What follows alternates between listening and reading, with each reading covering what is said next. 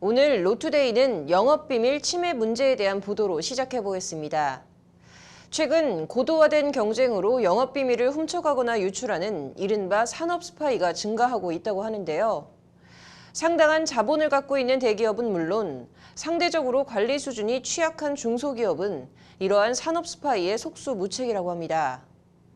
국내 최대 로펌 중 하나인 법무법인 태평양이 한미 영업비밀 침해 사건의 최근 경향을 주제로 웨비나를 개최하고 영업비밀 문제 대응 전략을 집중적으로 모색해보는 자리를 가졌는데 장한지 기자가 취재했습니다.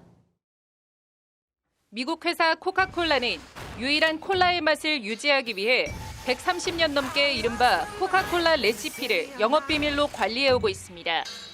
콜라의 맛을 결정하는 재료 배합 비율은 극소수의 임원들만 알고 있다고 하는데 코카콜라는 영업비밀 유지에만 수백만 달러를 쓰고 있습니다. 이런 영업비밀 침해 이슈는 비단 해외에서만 나타나는 게 아닙니다. 2년 넘게 공방을 벌이다 SK이노베이션이 2조 원이란 천문학적인 합의금을 LG 에너지 솔루션에 지급하기로 하면서 올해 4월 종결된 배터리 분쟁.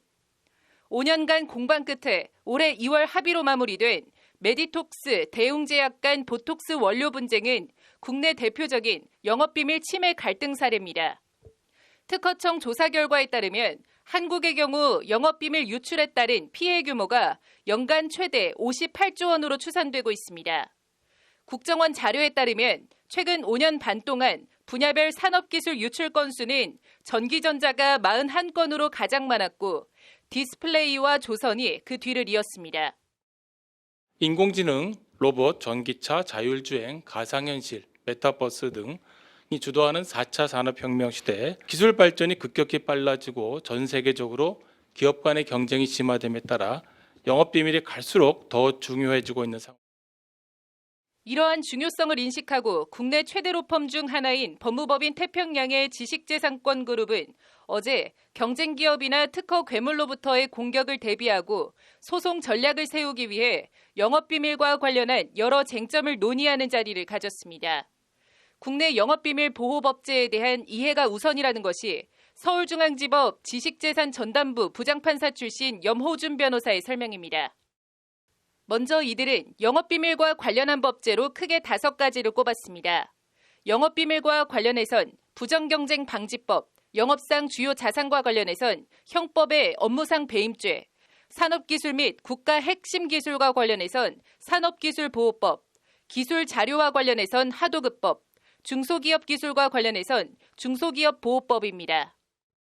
한편 미국의 경우는 뒤에서 살펴볼 통일법이 있기는 하지만 각 주법에 대한 고려 역시 필요합니다. 대기업보다는 중소기업에서 산업기술 유출이 많이 발생하고 있고 2017년부터는 매년 100건 이상의 산업기술이 유출되고 있습니다. 부정경제 방지법상 정의 규정에서 확인되는 영업비밀의 요건은 크게 3가지, 비공지성, 경제적 유용성, 비밀 관리성입니다. 특허청 산업재산권 분쟁조정위 위원인 김지현 변호사는 가장 문제가 되는 요건은 비밀 관리성이라며 이는 몇 차례 개정이 됐었고 아직 대법원의 해석 기준이 없어 판례의 흐름을 살펴봐야 한다고 강조했습니다. 그 영업비밀 요건을 완화해서 비밀로 유지되었다면 관리성을 인정하자라는 취지로 되어 있습니다.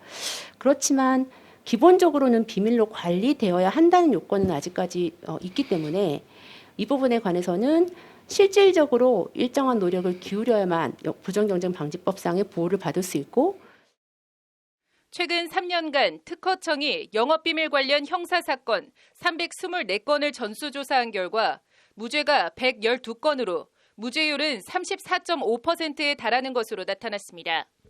일반 형사사건 1심 무죄율 0.81%에 비하면 영업비밀 형사사건 무죄율은 이보다 42배 가까이 높게 나타난 겁니다. 영업비밀 형사사건 무죄 사유 3건 중 1건은 비밀관리성 불인정이었습니다. 이들은 영업비밀 보호법을 먼저 제정한 미국에서 영업비밀 요건 중 비밀관리성을 어떻게 해석하는지 국내와 비교해볼 필요가 있다고 설명합니다. 삼성전자 IP 법무팀 출신 강한길 외국 변호사는 최근 영업비밀의 중요성이 더 부각되기 시작하면서 미국에서는 2016년 연방 차원의 영업비밀보호법 DTSA를 제정했다고 밝혔습니다.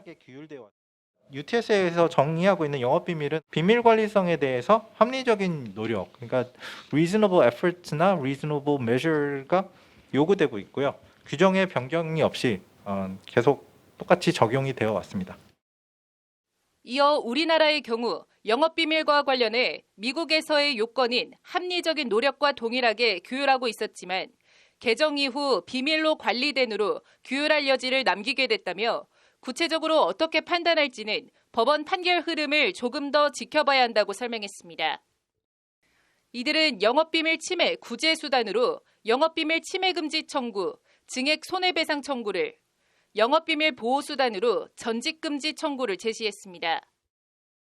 영업비밀이 침해된 경우에는 비밀 정보가 제3자에게 공개되는 상황이 발생하기 때문에 영업비밀 보유자 입장에서는 신속하게 해당 침해 행위를 금지시키고 유출된 결과물을 제거하는 것이 중요합니다. 어떤 범위에서 얼마나 금지 청구를 인용될 수 있는지에 대해서 중요한 쟁점이 되었었고 4차 산업혁명 시대 영업비밀 보호와 구제의 중요성이 부각되는 가운데 법무법인 태평양은 총 5회에 걸쳐 IP 분쟁의 최근 동향과 여러 사건에서 제기된 다양한 이슈를 살피고 분석해 고객들에게 효과적인 대응 전략을 제시할 예정이라고 밝혔습니다. 법률방송 장하지입니다.